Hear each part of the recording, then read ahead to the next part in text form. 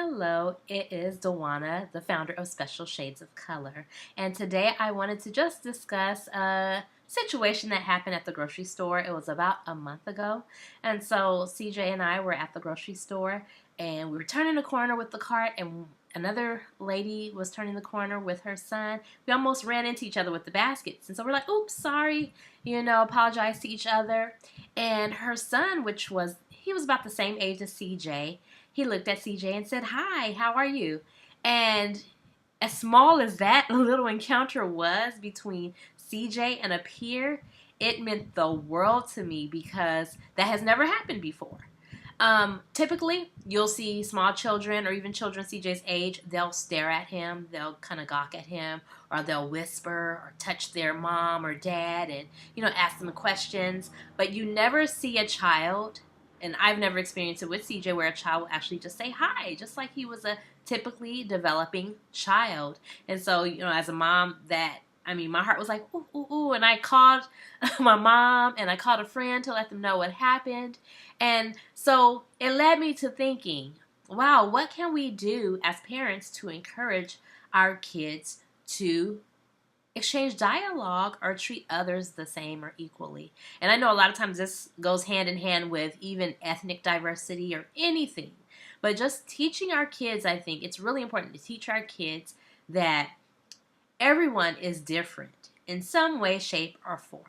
So whether it's through a disability or appearance or, their way of thinking, their family makeup, everyone is different. So embrace those differences and not be afraid of someone who has a difference, especially if it comes to a developmental or physical disability.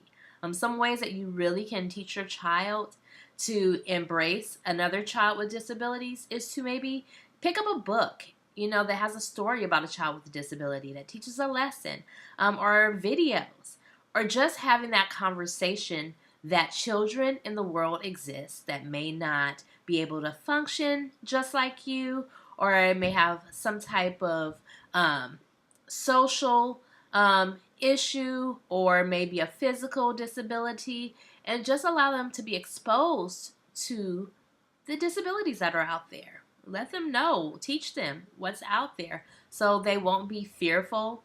It won't seem so extreme and different from who they are.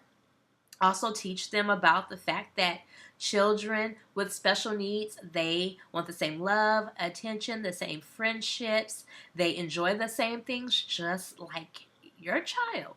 So I think those are critical. Some other things that both parents can do, the parents of a special needs child and a parent of a typically developing child, maybe develop or plan a play date. I think that would be an awesome opportunity for the children to learn about one another and have some fun, in a laid-back environment. So plan a play date.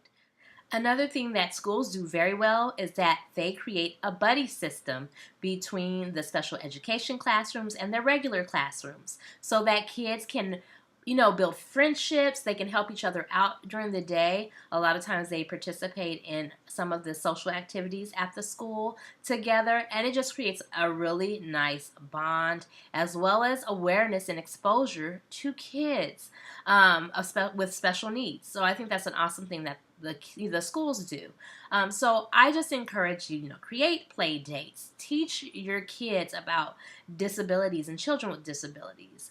Just build awareness that everyone's different in this world and that we can embrace those differences and still create bonds and friendships with one another. I think those are critical because just like, someone may think that was a small instance that happened to CJ and I at the grocery store, you don't know how often it happens, actually, where, kids don't really talk to CJ or connect with CJ because they see him as different, and so they shy away.